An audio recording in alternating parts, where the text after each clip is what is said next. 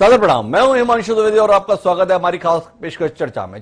आज का हमारा विषय अंतर्राष्ट्रीय है। विषय अंतर्राष्ट्रीय जरूर है, लेकिन उसके सरोकार भारत से भी जुड़े हुए हैं। हमारा आज का विषय है लौटती फौज, बढ़ता तालिबान, मुश्किल में अफगान। दरअसल अमेरिका के नए राष्ट्रपति जो बाइडेन ने 14 अप्रैल 2021 को ऐलान किया था कि 11 सितंबर 2021 को अर्थात 9/11 के हमले की 20वीं वर्षी तक अफगानिस्तान से अमेरिका और नाटो सेनाएं वापस हो चुकी होंगी। 30 जून को अफगानिस्तान में अमेरिका और नाटो के सबसे बड़े सैन्य अड्डे बगराम से विदेशी सैनिकों की आखिरी टुकड़ी चली गई और इस सैन्य अड्डे को अफगान सेना के हवाले कर दिया गया।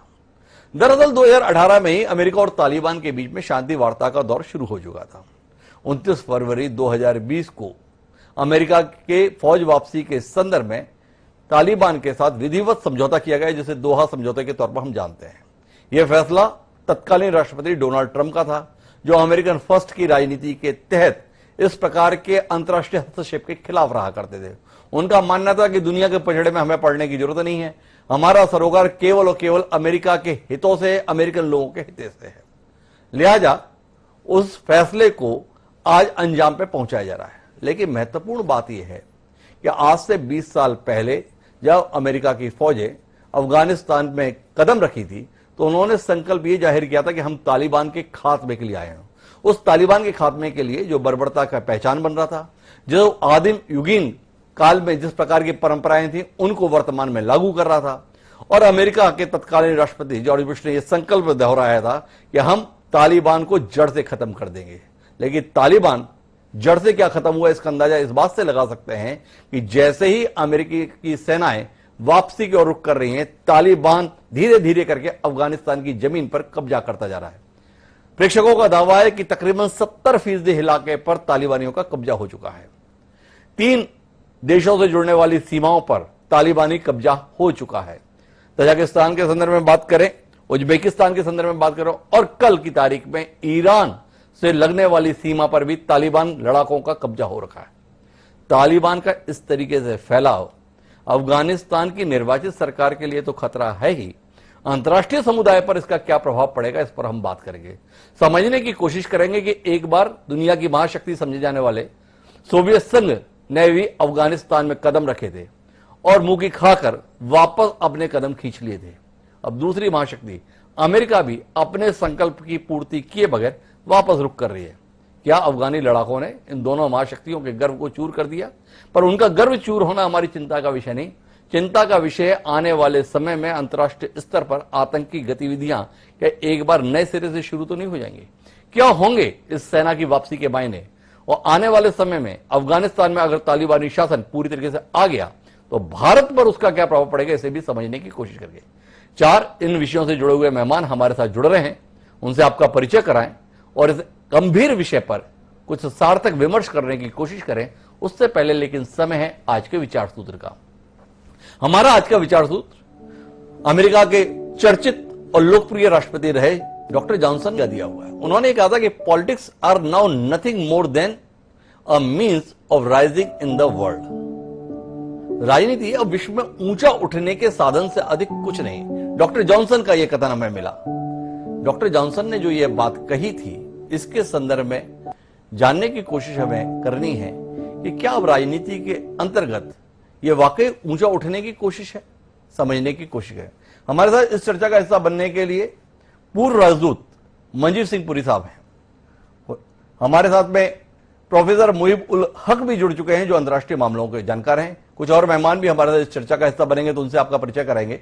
मेजर जनरल जीडी बख्शी साहब भी हमारे साथ में होंगे और वेद प्रताप वैदिक जी भी, जिन्हें खास तौर पर अफगान मामलों का जानकार माना जाता है, वह भी हमारे साथ होंगे। लेकिन चर्चा की शुरुआत हम मंजीव सिंह पुरी साहब से करते हैं और मंजीव सिंह पुरी साहब से समझने की कोशिश करते हैं कि अमेरिका ने बिना अपने उद्देश्य की पूर्ति किए बगैर ये जो कदम वापस खींचे हैं, क्या कहेंगे आप इसके संदर्भ में?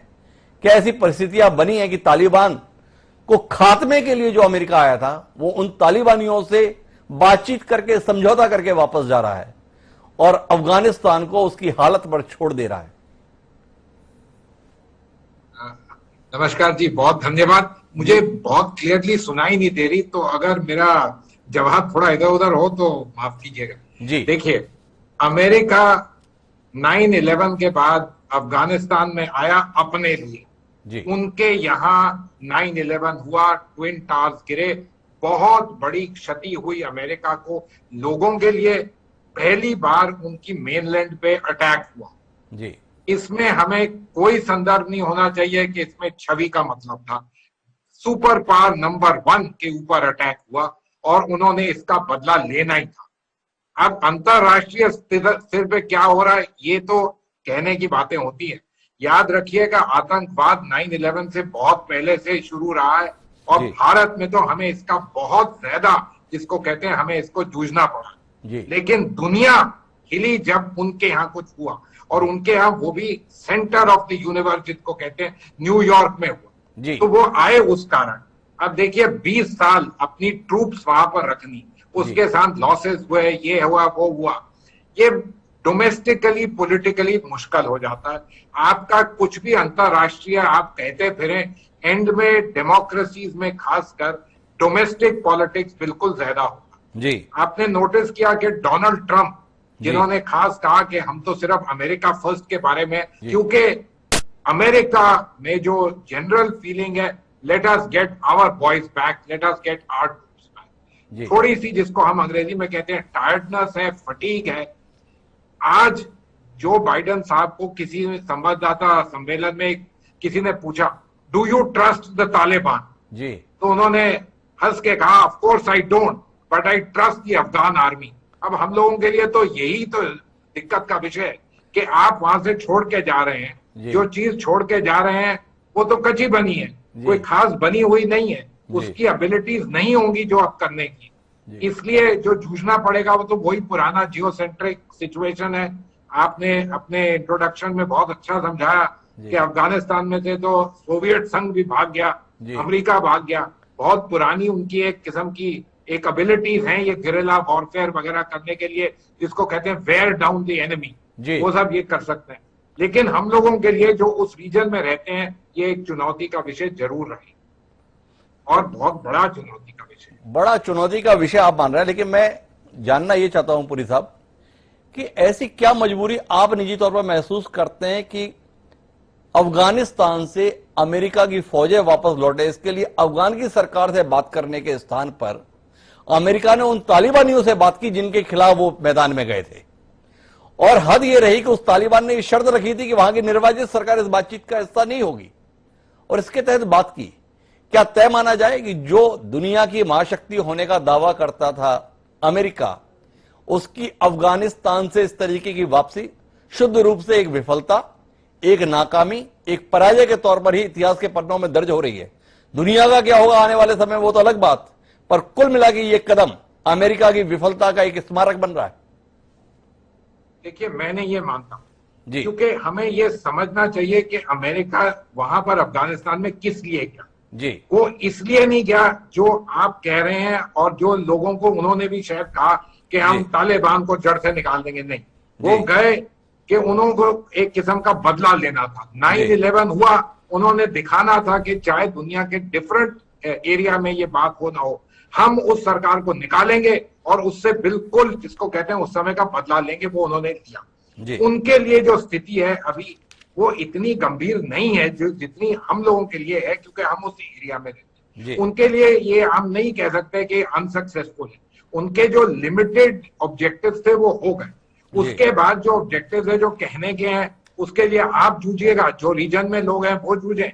अमेरिका की अभी भी एबिलिटीज रहती हैं कि अगर आ भी जाए वहां तालिबान सरकार, उसको हटा सकती है, इसमें कोई शक की बात नहीं। और जो तालिबान में अगर वहां पर आए, वो तो वेट करने की जरूरत है, हमें इस कंक्लूजन को जंप नहीं करना चाहिए। अगर वो आए और अगर उन्होंने फिर से ऐसी हरकत की, तो अभी बहुत साल अभी बचे हैं कि उनको आगे दोबारा से उस तरह उखाड़ देने में कोई दिक्कत नहीं होगी। अब वो भी अच्छी तरह समझ गए, वो कोई इस किस्म की शक्ति नहीं है कि वो सुपर पावर को टेक ऑन कर सके। हाँ, वो दुनिया में ट्रबल बहुत जबरदस्त कर सकते हैं, आतंकवाद फैला सकते हैं। हमने देखा अमेरिका तक उन्होंने आतंकवाद फैला, ये सब चीजें हो सकती।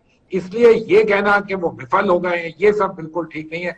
उन्होंने अपनी तरफ से अपने लिए कैलकुलेटेड डिसीजन लिया जो उनकी डोमेस्टिक पॉलिटिक्स को सूट करता। और ये उन्होंने किया। तो और पुरी ये साहब नहीं मानते कि अमेरिका पूरी तरीके से विफल रहा। अमेरिका का जो मूल उद्देश्य था, जो भले उन्होंने सार्वजनिक नहीं किया, उस उद्देश्य को उन्होंने प्राप्त किया। कुल मिलाकर 9/11 की जो वारदात हुई थी, उसके संदर्भ में मूल अभियुक्त ओसामा बिन लादेन था, उसका खात्मा मूल उद्देश्य था।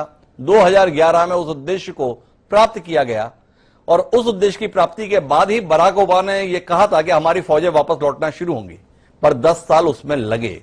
लेकिन मैं मेजर जनरल जीडी बख्शी साहब के पास आना चाहता हूं और उनसे समझना चाहता हूं भारत के संदर्भ में, पाकिस्तान के संदर्भ में, कि जिस तरीके से आधी अधूरी सफलता के बाद अमेरिका सेनाएं वापस लौट रही हैं और तालिबान उनके खाली किए गए सैन्य ठिकानों पर तो कब्जा कर ही रहा है, बाकी अफगानिस्तान पर भी कब्जा कर रहा है, भारत के लिए कितना चिंता का सबब है? आने वाला समय हमारे लिए कितना मुश्किल भरा हो रहा है जिस तरीके से ये घटनाक्रम घटित हो रहा है? देखिए, सैन्य ताकत का एक असूल है जी कि you should fight forward, you should fight in the future. जी लेकिन भारतवर्ष की प्रथा रही है कि अब दिल्ली दूरस्थ, जी हम तब लड़ेंगे जब सब दिल्ली से 150 किलोमीटर पानीपत में कोई पहुंच जाए। सारी भारत की मुख्तलिफ लड़ाइयां पानीपत में हुई है और जी। तीनों पानीपत की लड़ाई भारत ने हारी। जी मेरे हिसाब से तो भारत को एक फॉरवर्ड पॉलिसी अख्तियार करनी चाहिए थी अफगानिस्तान। जी एक अमेरिकन डिफेंस सेक्रेटरी ने कहा था कि एक समय कोई 45% जो टेररिस्ट जम्मू कश्मीर में ऑपरेट कर रहे थे वो या तो अफगान थे या अफगानिस्तान में ट्रेनिंग लेके आए। जी ये 45 से मैं समझता हूं 50% तक ये नफरी थी उनकी। जी तो अफगानिस्तान का हमारी सिक्योरिटी से डायरेक्ट लिंकेज। जी जब डोनाल्ड ट्रंप साहब बातचीत कर रहे थे अफगानिस्तान छोड़ने की, जी। उस वक्त उन्होंने हमसे कहा था would you like to put boots on the ground. जी क्या आप कह रहे हैं कि साहब हम डैम बनाने के, पार्लियामेंट, हॉस्पिटल बनाने के पैसे देंगे, क्या आप अपनी फौजें वहां लगाना चाहेंगे अपना जो है नेशनल सिक्योरिटी इंटरेस्ट को सिक्योर करने के लिए? तो हमने फट से मना कर दिया। जी मतलब अगर हमारी सुरक्षा औरों के कंधों पर रहेगी तो वो कच्ची रहेगी साहब, क्योंकि अमेरिका के डोमेस्टिक कंपल्शन, डोमेस्टिक इंटरेस्ट चाहते हैं कि ये 20 साल से लगातार चला युद्ध खत्म हो, उनकी कैजुअलिटीज बिल्कुल खत्म हो जाएं और जो कोई तकरीबन 1 से 2 ट्रिलियन डॉलर जो उन्होंने वहां खर्चा किया है वो जो हेमोराजिक है वो बंद हो। जी ठीक है साहब, जी हमारे लिए मुसीबत खड़ी हो गई है। जी कश्मीर में ये एक नया दौर शुरू कर सकती है, जी बाकी हिंदुस्तान में नया दौर शुरू कर सकती है ये इस्लामिक जिहाद का। और जहां भी अनगवर्न्ड स्पेसेस होते हैं जी वहां ISIS जैसी ऑर्गेनाइजेशन पनपेगी, जी फलेगी, फूलेगी और कुछ सालों बाद मैं तो समझता हूं कि अमेरिका को शायद वापस आना पड़ेगा। अब ये Taliban is not 10 feet tall. जी जब 2000 उन्होंने 9/11 के बाद वहां पे जवाबी हमला किया था जी तो तालिबान ने गलती करी, वो अपने आप को बिल्कुल चौधरी समझ बैठे थे। एक जो प्रॉपर पक्का आर्मी की तरह उन्होंने लड़ने की कोशिश करी जी। और अमेरिका ने केवल एयर पावर का इस्तेमाल करके उनकी धज्जियां उड़ा दी। जी मतलब अगर कोई कहे कि तालिबान ने रूस को हरा दिया, अमेरिका को हरा दिया, तालिबान ने कुछ नहीं किया साहब। वहां की टेरेन, अगर आप गुरिल्ला वॉरफेयर वहां करें तो आप सदियों लड़ सकते हैं जी किसी भी ताकत से, और फिर सबकी थकान का कोई ना कोई हिस्सा होता है। जी ये बोलना कि तालिबान से बड़ा योद्धा कोई दूसरा नहीं है, बकवास है। जी। आज के दिन में अगर वो एज ए स्टैंडिंग आर्मी लड़े तो उनके होश हवास के फाख्ते उड़ाए जा सकते हैं जैसे उड़ा। लेकिन अमेरिका ने बीच रास्ते में जब उन्होंने तालिबान का सर कुचल दिया था, उन्होंने तवज्जो इराक की तरफ ले गए, सीरिया की तरफ ले गए, अफगानिस्तान को बिल्कुल भूल गए, छोड़ दिया, तालिबान को रीग्रुप करने का टाइम दिया। और आज बात ये आ गई है साहब कि तालिबान जो है फिर आपके सर पे चढ़ रही है। दुनिया को ये संकेत दे रही है कि उनसे बड़ा योद्धा कोई नहीं, महज बकवास। जी हाँ, तंग करने में, जिहाद फैलाने में, टेररिज्म फैलाने में उनका सानी नहीं। जी ठीक है साहब। जी। लेकिन ये कहना कि वो सबसे ताकतवर फौज बन गई है दुनिया की, वो 7वीं सदी बहुत दूर है साहब। ठीक है, मैं कहना ये चाहता हूं जी। कि अब हमको कुछ प्रोएक्टिव स्टेप्स लेने पड़ेंगे। जी। अगर अमेरिका छोड़ के जा रहा है, जी। भारत हर साल 1 डिवीजन 1.5-2 ब्रिगेड कंट्रीब्यूट करता रहता है यूएन पीस कीपिंग मिशन के। जी। हम क्यों नहीं? देखिए, अफगानिस्तान की सरकार चुनी हुई सरकार है, जी। लोगों ने बहाल करी है, इलेक्शन से बहाल है, लेजिटिमेट सरकार है, दुनिया भर की सरकारों ने मान्यता दी है। Why can't India take the case for a UN peace keeping force, जिसके लिए केवल हम पैसे नहीं देंगे, यूएन सिक्योरिटी काउंसिल पैसा देगी, हमको पैसा मिलेगा वहां जी। लड़ने के लिए। तो हमको ऐसा करना चाहिए। बख्शी साहब, आप जो नजरिया दे रहे हैं, पर देश जिस दिशा में जा रहा है उससे बिल्कुल विपरीत है। मंजीव सिंह पुरी साहब से तो मैं इसके संदर्भ में बात करूं, लेकिन आपसे समझना चाहता हूं कि देश की राजनीति का एक चर्चित किरदार है, नाम उनका दिग्विजय सिंह है। उन्होंने सबसे पहले इस बात को सार्वजनिक किया कि भारत सरकार तालिबानियों के साथ में बातचीत कर रही है। बाद में इसकी पुष्टि भी हुई कि भारतीय अधिकारियों का एक दल दोहा में तालिबान के साथ बातचीत कर रहा है। आपसे समझना चाहता हूं कि जब तालिबान वास्तविक तौर पर अफगानिस्तान में सत्ता में आया था तो कुल दुनिया के 3 देशों ने उसे मान्यता दी थी, पाकिस्तान, संयुक्त अरब अमीरात और सऊदी अरब। पर अभी सत्ता में आने से पहले ही हम बात कर रहे हैं, क्या तालिबान की ताकत को भारत ने मान्यता दे दी है? क्या तालिबान के भविष्य को भारत ने पहचान लिया है और इसलिए हमने मान लिया कि अब तालिबान आएगा तो हम उसके साथ में राजनीतिक संबंध रखेंगे, क्योंकि उसके अधिकृत रूप से सरकार बनने से पहले ही हम इस दिशा में बढ़ चले हैं? कितना चिंताजनक मानते हैं इस बातचीत की शुरुआत को आप बतौर फौजी अफसर? देखिए साहब, एक जब वो अफगानिस्तान की बातचीत हो रही थी, खलीलजाद साहब और ये सब अमेरिका के अंदर डिस्कशन हो रही थी, तो वो कह रहे थे साहब वियतनाम जैसा होना चाहिए कि अमेरिकन विड्रॉल और द कोलैप्स जैसे कि साउथ वियतनाम में हुआ था, उसके बीच में एक डिसेंट वक्फा होना चाहिए। वो डिसेंट वक्फा नहीं आपको मिलने का शायद चांस मुझे कम ही लग रहा है। ठीक है साहब, लेकिन बिल्कुल ही हथियार डाल देना तालिबान के सामने, अभी से उसका सर 7वें आसमान पे चढ़ा देना, क्या अफगानिस्तान की फौज हारी है? जो की कंट्रोल सेंटर्स हैं क्या वो गिर चुके हैं? नहीं साहब, अभी जो अफगान फौज है, there is plenty of fight left. और अगर अफगानिस्तान की फौज मान लीजिए घुटने भी टेक देती है, क्योंकि वहां पे एक हवा पूरी इंटरनेशनली बढ़ाई जा रही है, तालिबान का सिर चढ़ाया जा रहा है, तो मेरा कहना यह है साहब कि जब इसके पहले भी तालिबान वो हावी हुई थी, तब भी नॉर्दर्न अलायंस ने उसको जम के मुकाबला दिया जी। नॉर्दर्न अलायंस को फिर खड़ा किया जा सकता है। वो जो डेमोग्राफिक बैलेंस है अफगानिस्तान में, वो तो साहब 45-55 पे है ऑलमोस्ट जी। और जो नॉन पश्तून हैं उनकी भी संख्या बहुत है जी। और वो आप समझते हैं कि बिल्कुल एड़ी के तले कुचले जाएंगे तालिबान के? ये नहीं होगा साहब, ये नहीं होगा, ऐसा कहना है बख्शी साहब का। मैं वैदिक साहब के पास जाना चाहता हूं, लेकिन मंजीव सिंह पुरी साहब मेरे सवाल के संदर्भ में कोई हस्तक्षेप करने जा रहे थे। एक बार उनका नजरिया समझता हूं भारत की बातचीत तालिबानियों के साथ में, इस बार वो कोई नजरिया साझा करेंगे क्या हमारे साथ? धन्यवाद। देखिए, हम लोग इंटरनेशनल रिलेशंस के बारे में बात कर रहे हैं, कौन लोग कितने अच्छे हैं नहीं है वो बात को जरा छोड़िए। देखिए, अमेरिकन जो है वो तालिबान के साथ बात कर रहे हैं जी। ठीक है, एक किस्म का पीस डील वहां पर डाली जा रही है, चाहे आप और मैं कहें कि ये पीस डील तो सेल आउट है, ये है वो है, जो मर्जी हम कहें, एक किस्म की डील वहां पर डाली जा रही है। और ये नहीं मतलब कि अफगानिस्तान की जो सरकार है उसके बारे में जानती नहीं जी। कौन से टेबल पे बैठा वो अलग बात, वो बिल्कुल जानते हैं क्या हो रहा है, उनको पता भी है। वो अभी तो अशरफ घनी साहब और अब्दुल्ला दोनों अमेरिका गए, जो बाइडेन जी से मिले, सबको बिल्कुल पता क्या हो रहा है जी। इस सिचुएशन में कंसिडरिंग कि हमें जियोपॉलिटिकल इंटरेस्ट जी, क्या ये सेंसेबल लगता कि हम कहें कि हम तो नहीं बात करेंगे, हम तो बिल्कुल पीछे ही हटे रहेंगे? देखिए, जो हुआ वो बिल्कुल गलत है, उसके हम अगेंस्ट हैं, उसके खिलाफ हैं, और आतंकवाद और इस किस्म के आइडियाज से बिल्कुल हम वंचित।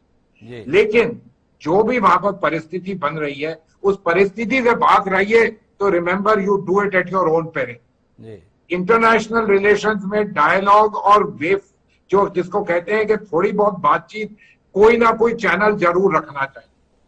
अमेरिकन ने हमको ये वाला बताया, हमने भी खुद देखा, ये पॉसिबिलिटीज हैं। लेट देयर बी डायलॉग, आगे देखते हैं कि क्या होता है। आगे क्या होता है अभी इस पे मंजीत सिंह जनरल पुरी साहब बख्शी कह रहे हैं बातचीत की गुंजाइश तो रखी जाए। बातचीत हो रही है, लेकिन ऐसा नहीं कि हमने अफगान सरकार को पूरा खारिज कर दिया है। यह नजरिया मंजीत सिंह पुरी साहब का है। लेकिन मैं अब उस शख्स के पास रुख कर रहा हूं जिनका नाम वेद प्रताप वैदिक है। वेद प्रताप वैदिक जी के अफगान से बहुत ही नजदीकी संबंध रहे हैं। वहां के राजा के साथ में उनकी निकटता के बड़े चर्चे रहे हैं। उनसे ही समझने की कोशिश करते हैं कि अफगानिस्तान जिसको आप जानते थे, पहचानते थे और जहां के लोग आपको बहुत मानते थे, अब वहां के वर्तमान और भविष्य को लेकर आपका नजरिया क्या है? जो अफगानिस्तान जहीर शाह के नेतृत्व में फला फूला था 40 साल तक, किस स्थिति में पहुंच गया है? और ऐसे में वर्तमान घटनाक्रम आपको कितना आतंकित या आशंकित करता है वैदिक साहब? देखिए, अफगानिस्तान की आज जो स्थिति है जी वो बहुत ही चिंताजनक है। जी अभी थोड़ी देर पहले ही अफगानिस्तान के कुछ बड़े नेताओं से, अलग अलग किस्म के नेताओं से मेरी बात हुई है। जी वहाँ काफी परेशानी महसूस वो लोग कर रहे हैं, जी लेकिन उनका ये कहना है, उनके रक्षा मंत्रालय के कुछ ऊंचे अफसरों से भी बात हुई, कुछ मंत्रियों से बात हुई, कुछ पुराने मंत्रियों से बात हुई, जी और पठानों से भी बात हुई, उज़्बेक से और ताजिक लोगों से भी बात हुई। जी मुझे उनका आत्मविश्वास जबरदस्त लग रहा है। वो कह रहे हैं कि हम लोगों ने, जो हमलावर आतंकी लोग हैं, तालिबान हैं या कोई और हैं, उनका मुकाबला करने की पूरी तैयारी कर रखी है। जी लेकिन इसके अलावा हमको ये विश्वास है कि एक संयुक्त सरकार तालिबान की और इस समय अशरफ गनी और डॉक्टर अब्दुल्ला जो हैं, इनकी एक संयुक्त सरकार बन जाएगी। ऐसा मुझे आज ही काबुल के कई नेताओं ने कहा है, कुछ पत्रकारों ने भी कहा है। जी और अगर ऐसा हो जाता है तो मैं समझता हूँ बहुत अच्छा है। जी जहाँ तक तालिबान का प्रश्न है, देखिए, तालिब का मतलब होता है विद्यार्थी और तालिबान उसका बहुवचन है। जी इन तालिबान लोगों से मेरा बराबर संपर्क रहा है। जब मैं 55 साल पहले, 50 साल पहले काबुल यूनिवर्सिटी में पढ़ता था और बाद में वहाँ पढ़ाता भी था, तो बहुत से ऐसे नेताओं संबंध रहा है कि जो अब तालिबान बन चुके हैं। जी अब तालिबान लोगों का रवैया वैसा नहीं रहा है जैसा कि वो आज से 20 साल 21 साल पहले था। जी अभी तालिबान ने कश्मीर के सवाल पर बहुत साफ साफ कहा है कि कश्मीर भारत का अंदरूनी मामला है, इसमें हमारी दखलंदाजी का कोई कारण नहीं। जी जो हमें डर था, और हमारा डर साधार था कि भारत में जो आतंकवाद फैलता है कश्मीर वगैरह में, जैसा कि अभी हमारे जनरल साहब ने कहा, फौजी जनरल साहब ने कहा जी कि उसमें बहुत सारा जो दोष है जी वो काबुल से शुरू होता था। जी आतंकवाद का जड़ काबुल को लोगों ने बना रखा था। जी तो मुझे लगता है कि एक कारण ये भी है कि तालिबान अब शायद बात करने को तैयार हो जाए, उनकी नीति बदली है। जी पाकिस्तान का जहाँ तक सवाल है, पाकिस्तान खुद बहुत परेशान है तालिबानों के। कभी वो पक्ष में बोलता है, कभी विपक्ष में बोलता है। अमेरिका, बाइडेन सरकार चाहती है कि कुछ हवाई अड्डे दे दिए जाएं पाकिस्तान में, कि जब अगर तालिबान हमला करें तो पाकिस्तानी हवाई अड्डों से उनका मुकाबला किया जा सके। इमरान खान ने साफ मना कर दिया वो देने से। लेकिन महमूद कुरैशी, उनके विदेश सचिवादी, भी कह चुके हैं कि वो अफगानिस्तान के अंदर अतिवादी राज्य नहीं चाहते हैं, आतंकवादी राज्य नहीं चाहते हैं। जी यानी इस समय स्थिति ऐसी है कि आप साफ साफ नहीं कह सकते कि तालिबान अगर आ गए तो वैसा ही अतिवाद चलाएंगे जैसा कि 20-22 साल पहले चलाते थे। जी और नहीं आप ये कह सकते हैं कि तालिबान अगर आ गए तो वो कोई बहुत अच्छी सरकार चला पाएंगे, जी क्योंकि अभी से औरतों को उन्होंने जहाँ जहाँ उन्होंने कब्जे किए हैं डराना शुरू कर दिया है। जी और तालिबान का ये भी है कि वो एकदम इस्लामी राज कायम करना चाहते हैं, जी शरीयत का राज करना चाहते हैं। कि अफगानिस्तान के पठान मुझे ये बताया करते थे कि हम शरीयत वरीयत को हम नहीं मानते हैं, हम पश्तूनवाली को मानते हैं। वो अपने कानून को, जो कि आर्यन कानून है उनका पुराना, उसको पश्तूनवाली बोलते हैं। बोले अरब लोग हमको कानून सिखाएंगे क्या, अरब लोग हमको नैतिकता सिखाएंगे क्या? हम लोग पठान लोग हैं, हम लोग आर्य लोग हैं, हम लोग हजारों बरस से यहाँ रहते रहे हैं, सारी दुनिया में हम फैलते रहे हैं, सारी दुनिया को हम सिखाते रहे हैं। हम क्या अरबों से सीखेंगे? इस्लाम हमने अपनाया, अफगानिस्तान कैसा होगा? अगर डॉक्टर अब्दुल्ला और अशरफ गनी दोनों मिलके उनसे समझौता कर लें, तालिबान से कोई इनकी संयुक्त सरकार बन जाए और बाद में वो चुनाव करा ले, तो हो सकता है कि एक बड़ी चीज हो जाए, स्थिरता कायम हो मैं जाए। आपको बीच में रोकते हुए जानना चाहूंगा कि हमारी उम्मीद कुछ जरूरत से ज्यादा नहीं हो रही है तालिबान के संदर्भ में। तालिबान का एक इतिहास है, तालिबान की मदद से अलकायदा वहां पर गतिविधियों का संचालन पूरी दुनिया में करता दिखाई देता है। इस्लामिक स्टेट के तौर पर भी वहां पर एक संगठन है जो गतिविधियां करता रहता है। तालिबान ने अमेरिकन फौजों के जाने भर की देर हुई है, कब्जा करना चालू कर दिया है, और ऐसे में भी आप निर्वाचित सरकार या वर्तमान सरकार की बने रहने की कोई उम्मीद कर रहे हैं क्या? जिस संदर्भ में बख्शी साहब कह रहे थे कि हम तभी जागते हैं जब 150 किलोमीटर पर फौजें आके खड़ी हो जाती है पानीपत में, हम कमोबेश उसी दिशा में नहीं जा रहे कि तालिबान के संदर्भ में उनका अतीत इतना काला, जिनकी धारणाएं, जिनकी मान्यताएं किसी भी आधार पर आधुनिक समाज में कहीं ठहरती नहीं है, ऐसे लोगों के संदर्भ में कोई उम्मीद वाकई जायज है?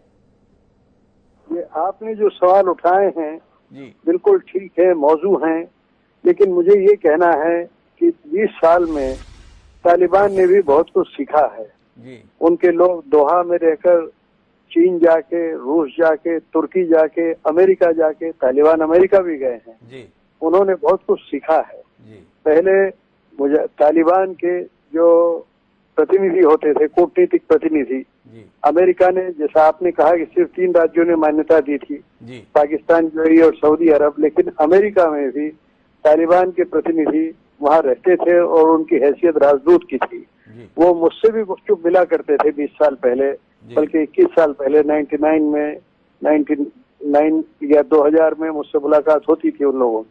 जी तो उस समय जो रवैया था तालिबान का, और अब जो तालिबान के कुछ नेताओं से मेरी बात होती है, उनका रवैया काफी बदला हुआ है। तो मुझे लगता ये है कि कोई बातचीत चलना चाहिए, और ये बातचीत भारत सबसे बढ़िया करा सकता है। तालिबान लोग और जो वहाँ की सरकार है, अफगानी सरकार है, जी दोनों को मिलाने का काम भारत को करना चाहिए।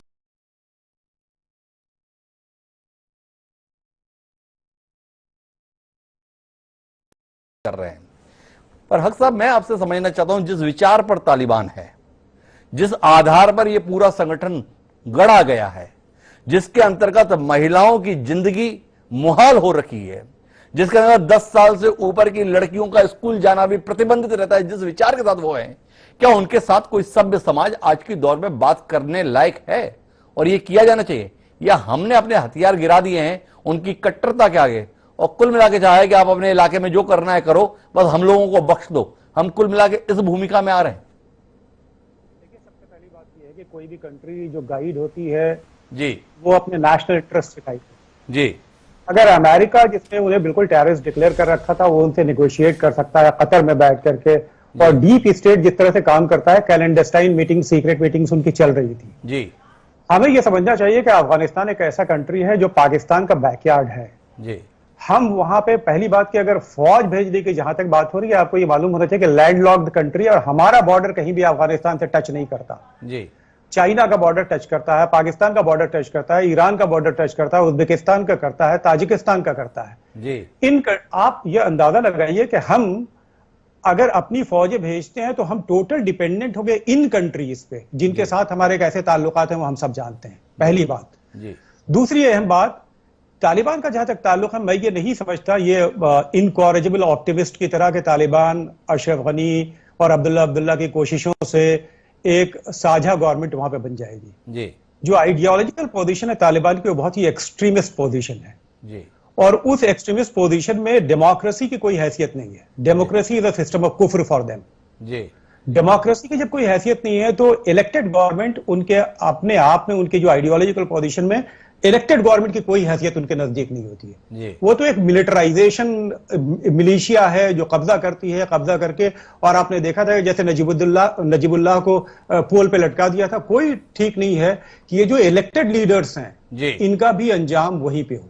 जी लेकिन भारत का जहां तक ताल्लुक है कि भारत अभी एक बहुत ही रियलिस्टिक फॉरेन पॉलिसी फॉलो कर रहा है, जी और मैं ये समझता हूं कि बहुत ही वाइज पॉलिसी है। जी। हम आइसोलेट होकर के नहीं बैठ सकते, ना ही हम फौज भेज के इंटरवीन कर सकते हैं। जी। हम वेट एंड वॉच की सिचुएशन नहीं कर सकते हैं। जी। तालिबान को इंगेज करना हमारे लिए क्या है? हम अफगानिस्तान से चाहिए क्या? हमें अफगानिस्तान से सिर्फ ये चाहिए कि आप अपने मर्सिनरीज को हमारी कंट्री में मत भेजिए, जी। आप जिहादियों को यहां पे लड़ने के लिए मत भेजिए। तो जब ये इंटरेस्ट हमारा है तो तालिबान से यही तो एश्योरेंस हम चाहते हैं। अगर हम मान लिया सीक्रेटली बात कर रहे हैं, कोई क्लैंडस्टाइन मीटिंग चल रही है, तो मैं समझता हूं कि one of the wisest policies that have been followed by the Indian state and it is a very wise policy that must be followed. मैं आखिरी बात के तौर पे ये कहूंगा कि देखिए, मिलिट्री पर्सपेक्टिव अलग होता है, बख्शी साहब की बहादुरी और उनके जो अपने एक्सपीरियंस है अपनी फील्ड में, वो एक अलग चीज है। हर चैनल पे आप इंगेज कर सकते हैं। मिलिट्री तो बहुत ही लास्ट में आता है, और मैं नहीं समझता हूं कि अफगानिस्तान जैसे मुल्क में हमारा कोई military intervention that is unwarranted and that will be disasters. तो कुल मिलाकर हक साहब ये कह रहे हैं कि तालिबान के संदर्भ में वो अफगानिस्तान में क्या करेगा इससे बहुत सरोकार नहीं रखने चाहिए। तालिबान अगर सत्ता में आता है, तालिबान अगर प्रभावी होता है, तो भारत में डिस्टर्ब ना करे, हमें केवल इतना सुरक्षित करने की जरूरत है। हमारी सरकार इस नजरिए के साथ है और इसी के तहत उनसे बातचीत करके वैसा माहौल बना रही है। पर क्या जो लोग पूरी दुनिया में इस्लामिक राज्य कायम करने की भावना के साथ सक्रिय हैं, वो भारत को इतनी आसानी से बातचीत के आधार पर छोड़ देंगे? क्या ये वाकई रियलिस्टिक है?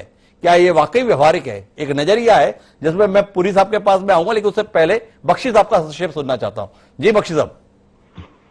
देखिए साहब, ये जो उम्मीदें जताई जा रही है कि हम तो तालिबान से बात करेंगे, गजब ढा देंगे, मिरेकल कर देंगे, हृदय परिवर्तन कर देंगे, ये ख्याल गालिब अच्छा है दिल को लुभाने के लिए। जी। तालिबान की असलियत हम सब जानते हैं। क्या बेरहमी से कमीनों की तरह उन्होंने अफगानिस्तान के लोगों से बर्ताव किया है, और किस तरह हमारा वो जहाज यहां से जब वो हाईजैक हुआ था, उनकी क्या भूमिका रही थी। और अब साहब हाल के दौर में तो हमारी कॉन्सुलेट्स, हमारी जो वहां पे है भारत की इंस्टीट्यूशन, उनपे हमला कर चुकी है जी। तो आप समझते हैं कि हमारे बड़े चतुर जो कुछ है डिप्लोमेट, वो जाएंगे, इतनी उनमें क्या कहते हैं, उनमें उनका करिश्मा इतना ज्यादा है कि वो तालिबान को अपने हाथ से खिलाने लगेंगे साहब। तालिबान चाटेंगे उनके तलवे और उनके गुण गाते नहीं थकेंगे। I think you are living in lala land. कुल मिला के बख्शी साहब खारिज करते हैं इस प्रकार की बातचीत की कोशिशों के कोई सकारात्मक परिणाम के संदर्भ में। ये केवल समय काटना है। लेकिन मंजीपुरी साहब, एक नजरिया मोहिब उल हक साहब ने कहा रियलिस्टिक चल रहे हैं, पर मेरा आपसे सवाल है, जिनका इतिहास बर्बरता का है, जिनके तौर तरीके अभी भी इसी रूप में दिख रहे हैं, वो बातचीत कर रहे हैं, वो अलग बात, लेकिन अफगानिस्तान में जो वो कहर ढा रहे हैं वो साफ साफ दिखाई दे रहा है। कल ही उन्होंने ईरान के साथ लगने वाली सीमा पर बेरहमी से अफगानी सैनिकों को कत्ल करते हुए कब्जा किया है। उन लोगों के साथ अब वो बदले हुए स्वरूप में रहेंगे, बेहतर स्वरूप में रहेंगे। कुछ ज्यादा आशावादी होना नहीं है। कि आपको नहीं लगता है कि बातचीत का सिलसिला भले ही रहे, पर भारत के लिए और दुनिया के लिए वाकई एक नई चिंता का वातावरण बन गया है? क्योंकि अफगानिस्तान में तालिबान का आना दुनिया में एक बार फिर आतंकी गतिविधियों के बढ़ने का कारण हो सकता है। क्या इस आशंका को मंजीव सिंह पुरी जैसा सुयोग्य कूटनीतिज्ञ खारिज करता है?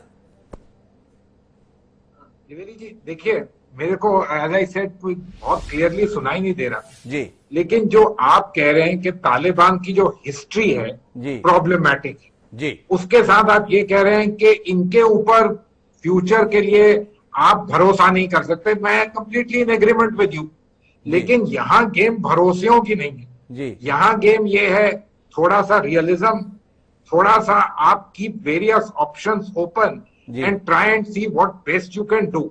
मैं आपको कुछ और थोड़ा सा कहता हूँ जी। जनरली स्पीकिंग, यहाँ पर हम लोग ये कहते हैं कि देखिए अमेरिका तो भाग जा रहा जी, पाकिस्तान की जीत हो गई और हमारे लिए मुश्किल हो गई जी।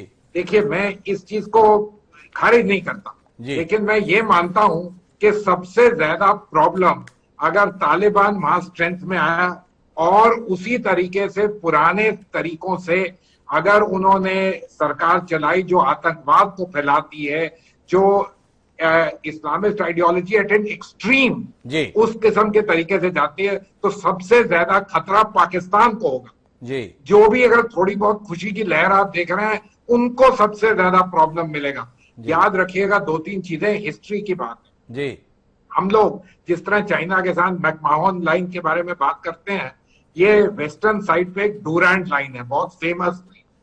सारी दुनिया उसको मानती है कि अफगानिस्तान और उस समय जो था इंडिया पाकिस्तान, वो डिवाइडिंग लाइन है, लेकिन ये पश्तून नहीं मानते उसको। जी और पाकिस्तान इसको यूज तो कर पाता जब एडवर्स सिचुएशन में आता, लेकिन अगर सिचुएशन वहां पर ऐसी बनी कि सिचुएशन में वो लोग बहुत ज्यादा स्ट्रांग हो जाएं, तो पाकिस्तान को, जिसको कहते हैं, लेने की देने पड़ जाए। और ये चीज हमें नोट करनी पड़ी। साथ में प्रोफेसर साहब ने बहुत अच्छा पॉइंट किया कि भाई देखिए, सरकार आ रही है नहीं आ रही, वी विल सी, लेकिन एक चीज आप याद रखिएगा, पिछले 20 साल में भारत भी बहुत बदल गया, हमारी क्षमताएं बदल गई हैं, दुनिया भी बहुत बदल गई है। उन्होंने ये भी देख लिया कि तालिबान आप क्या कर सकते हैं और क्या हम आपके साथ कर सकते हैं, ये आप भी नोटिस करिएगा।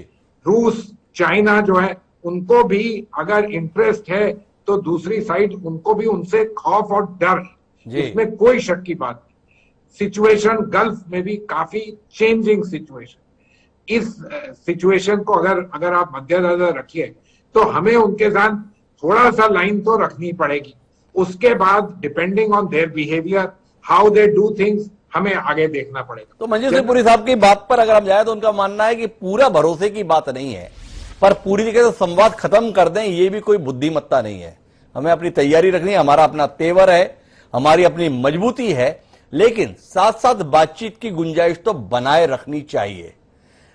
हक साहब इसमें कोई हस्तक्षेप करने जा रहे थे, एक बार हक साहब की बात सुनते हैं और फिर जाके बख्शी साहब भी कुछ कहना जा रहे हैं, उनकी बात सुनेंगे। जी हक साहब, आपका कोई नजरिया, आप बीच में हस्तक्षेप करना चाह रहे थे। पूरी साहब की बात से मैं पूरी तरह कन्विंस्ड हूं। सबसे पहली बात यह कि हिस्ट्री से ही सारी चीजें डिटरमिन नहीं होती। जी हमें एक बात याद रखना चाहिए कि अमेरिका भी किसी जमाने में पाकिस्तान के अलायंस में था और उसका 7th फ्लीट तो हिंदुस्तान पे हमले की तैयारी कर रहा था जब हमारी वॉर चल रही थी पाकिस्तान से। तो क्या हमने अमेरिका से आज नेगोशिएशन करने के बाद आज अमेरिका के हम क्लोजेस्ट फ्रेंड में, हम क्वाड का पार्ट बन रहे हैं, चाइना को हम काउंटर करने के लिए अमेरिका के साथ खड़े हुए हैं। सिर्फ हिस्ट्री देख करके 20 साल पहले 22 साल पहले क्या है, देखिए एक बहुत ही इंपॉर्टेंट प्रिंसिपल है फॉरेन पॉलिसी का कि there is no permanent friend और permanent enemy in the international arena. जब टाइम और सर्कमस्टांसेस के हिसाब से परमानेंट फ्रेंड और परमानेंट एनिमी बनते हैं और जो नेशन स्टेट्स होते हैं उनको उसी हिसाब से नेगोशिएट करना पड़ता है। आप ये कह दें कि 22 साल पहले उनका बिहेवियर ये था इसलिए हम उनसे कोई बात नहीं करेंगे, इसका मतलब कि we are inviting isolation. International relations में आइसोलेशन किसी भी कंट्री के लिए बहुत अच्छा नहीं होता। और एक ऐसी कंट्री हिंदुस्तान जो जिसके ग्लोबल एम्बिशन है, जो ग्लोबल पावर बनने जा रहा है, उस कंट्री को अपने बैकयार्ड में इतने नजदीक में हम कैसे इग्नोर कर सकते हैं अगर कोई चेंजेस आ रहे हैं। अच्छा हक साहब, फिर मैं आपसे एक सवाल करता हूं, इतना अच्छा हम बोल रहे हैं, इतनी अच्छी सार्थक पहल बता रहे हैं, अमेरिका ने तो खुलेआम तालिबान से बातचीत की, बाकायदा दोहा पैक्ट के रूप में वो सार्वजनिक हुआ, पर भारत सरकार ने बातचीत की, इसकी जानकारी भारत सरकार से नहीं हुई, इसकी जानकारी वर्तमान सरकार के घोर विरोधियों में शुमार दिग्विजय सिंह के द्वारा हुई। और दिग्विजय सिंह का यह कहना था सारे के सारे भाजपा के नेता पीछे पड़ गए, दिग्विजय सिंह की सोच ही तालिबानी है, इसमें मध्य प्रदेश के मुख्यमंत्री तक शामिल थे। आपसे समझना चाहूंगा, अगर वाकई इतनी सार्थक पहल थी, इतनी बुद्धिमत्ता थी, इतनी कुशाग्रता थी, आपने अपनी तरफ से अनाउंस नहीं किया पर सार्वजनिक हुआ अगर दिग्विजय सिंह के द्वारा, तो भारत सरकार ने अब तक इस बात को विधिवत क्यों नहीं कहा कि हाँ वाकई इस कोशिश में हम हैं, बदली हुई परिस्थितियों में हम हैं? थोड़ा इसके संदर्भ में भी दृष्टि देंगे आप? अगर वाकई इतनी ईमानदार कोशिश है, इतनी सफल कोशिश है, इतनी सार्थक कोशिश है, तो भारत सरकार से जुड़े हुए तमाम लोग दिग्विजय सिंह के पीछे क्यों पड़ गए थे? देखिए, Digvijay Singh source of information और भी थे, लेकिन बहरहाल उससे हम अलग हट करके बात करते हैं कि भारत ने जिसको कहते हैं ना कि आइस ब्रेकिंग जो शुरुआत की है, तालिबान से हमारा कोई ताल्लुक नहीं था, वो हमारे यहाँ हाईजैकिंग के लिए या मसूद अजहर को ले जाने के लिए जिम्मेदार थे, हमारा कोई नेगोशिएशन नहीं था। हमने एक नेगोशिएशन का चैनल खोलने की कोशिश की है और देखिए जो नेगोशिएशन का चैनल खोलने की कोशिश की, that is counter balancing Pakistan. आपने देखा अमेरिका ने भी जो शुरुआत की थी गुड तालिबान और बैड तालिबान से शुरुआत की थी। जो अमेरिका पे अटैक नहीं करते थे, उनकी फोर्सेस पे अटैक नहीं करते थे, उनको गुड तालिबान कहते थे। जो लोग नेगोशिएट करते थे उनको गुड तालिबान कहते थे। बैड तालिबान वो थे जो उनके खिलाफ खड़े हुए थे।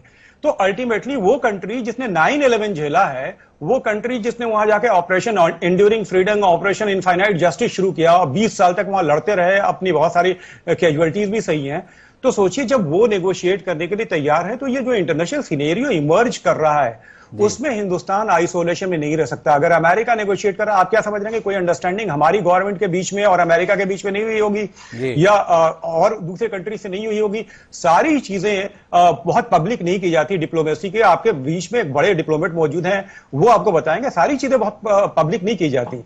वो ठीक है, कोई सोर्सेज ऑफ इंफॉर्मेशन है, गवर्नमेंट ने खुद चाहा होगा कि वो लीक हो जाए और लीक हो गया। अदरवाइज कोई और भी बहुत ऐसे नेगोशिएशन हो चुके होंगे जिसकी कोई इंफॉर्मेशन, जिसकी कोई जानकारी हमारे पास में नहीं होगी। बख्शी साहब लेके असहमत है इन तर्कों से, एक बार सुनते हैं उनकी असहमति को और फिर एक बार वैदिक जी से समझने की कोशिश करेंगे कि कुल मिलाकर क्या अफगानिस्तान के हिस्से में गोला बारूद ही रहना है या इससे इतर भी कुछ देखने की उम्मीद वहां के लोगों के संदर्भ में हम कर सकते हैं? पहले बख्शी साहब की बात सुनते हैं। देखिए साहब, हमें कहा जा रहा है कि इतिहास बदलता है जी। ये भी जॉर्ज समतानिया की कहावत है कि जो इतिहास से नहीं सीखते वो उसे दोहराते हैं। जी। क्या इतिहास बदला है साहब अफगानिस्तान का? जी। अफगानिस्तान ने डायरेक्ट अटैक्स किए हैं आपकी इंस्टॉलेशंस पे, आपके जो बंदे हैं अफगानिस्तान में 20 साल पहले नहीं, मैं पिछले 2-3 सालों की बात कर रहा हूं। जी। अटैक्स हुए हैं आपके ऊपर साहब। आप उनको दरकिनार करके आप बातचीत करेंगे। You see, you must be objective and not subjective in your thinking. Subjectivity in thinking बहुत भारी प्रॉब्लम कि हम चाहते हैं ऐसा और हम कर लेंगे, हम इतनी बढ़िया बातचीत करते हैं, बहुत अच्छा आप अच्छी बातचीत करते हैं, but you must have the power to punish.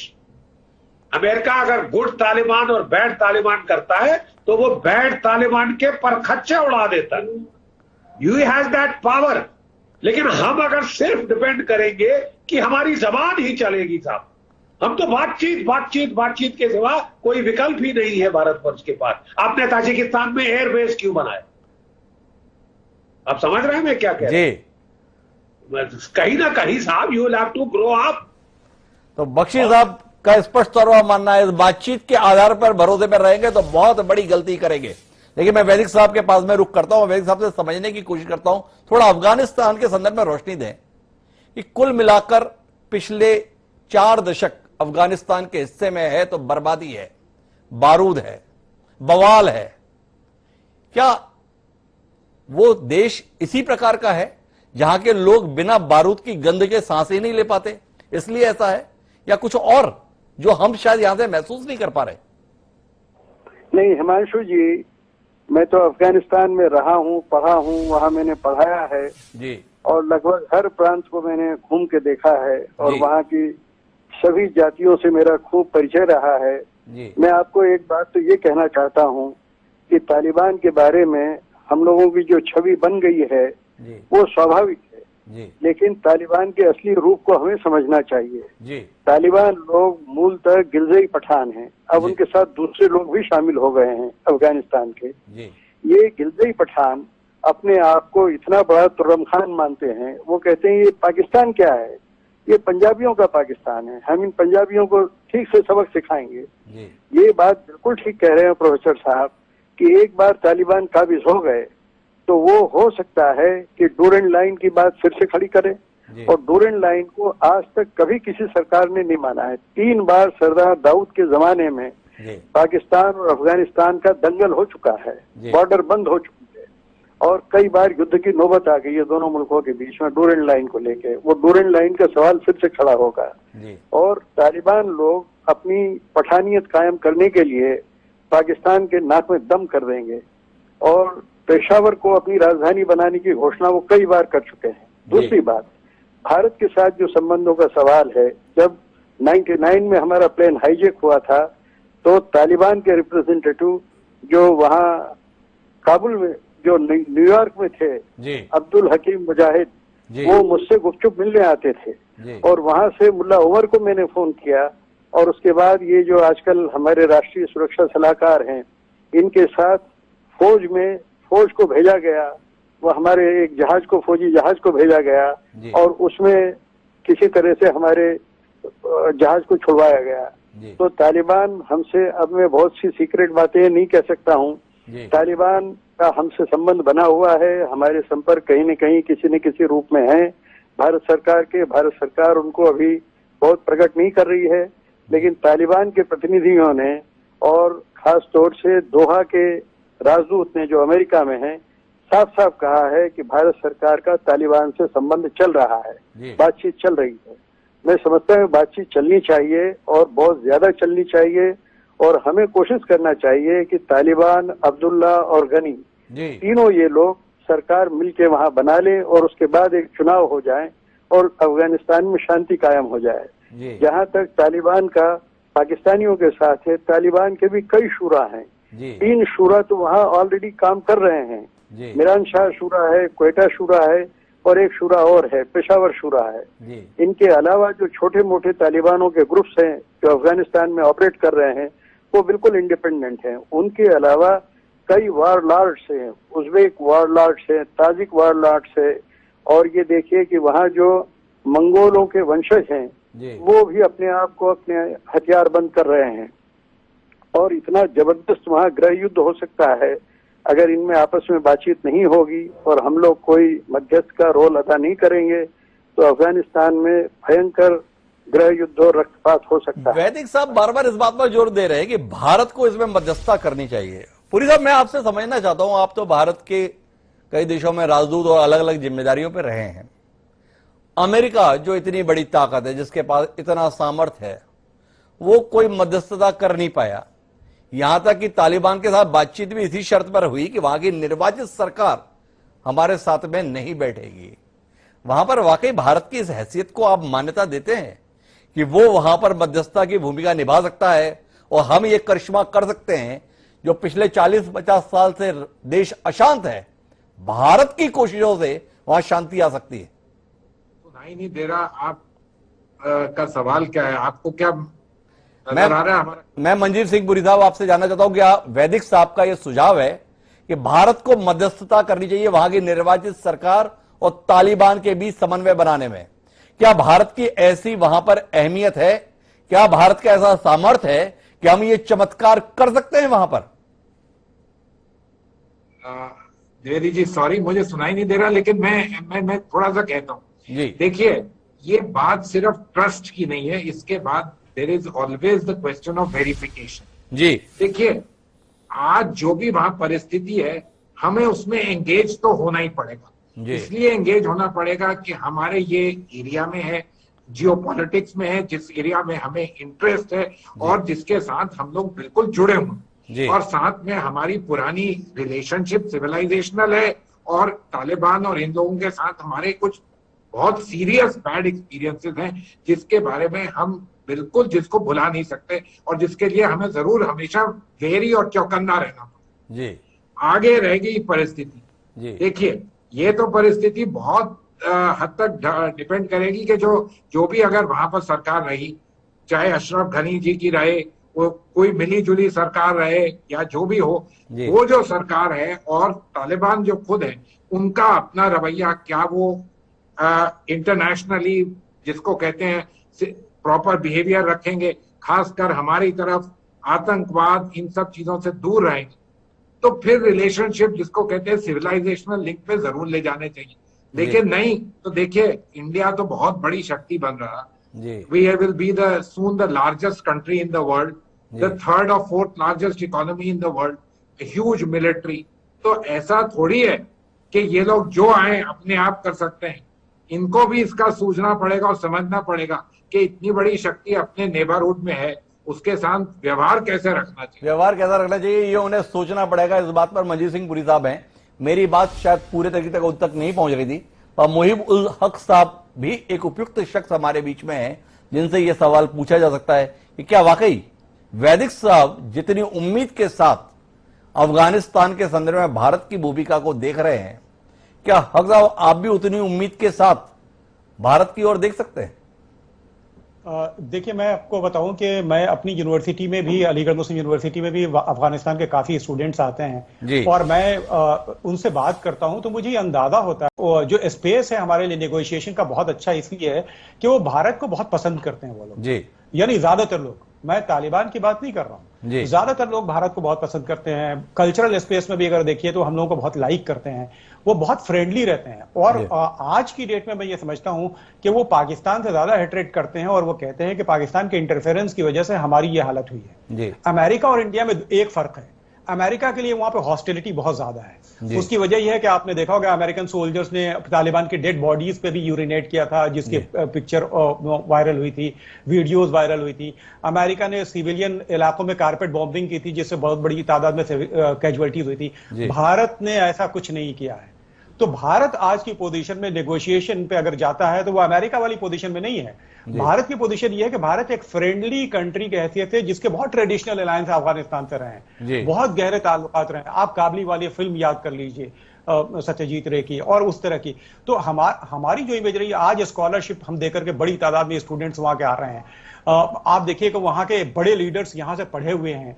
तो ये जो स्पेस है हमारा कल्चरल, सोशल, पॉलिटिकल स्पेस, वो भारत का अमेरिका से ज्यादा है वहां पे नेगोशिएट करने के लिए। और मैं ये समझता हूं कि इस अपॉर्चुनिटी को हमें खोना नहीं चाहिए। हमें इस अपॉर्चुनिटी को खोना नहीं चाहिए, हक साहब का कहना है। वो काफी अच्छा बता रहे हैं, लेकिन 1948 में जब कश्मीर के संदर्भ में स्थितियां बदली थी, तो बताया जाता है कि उस इलाके से चल के ही बड़ी संख्या में लोग आज जो पाक अधिकृत कश्मीर है उसमें घुसे थे।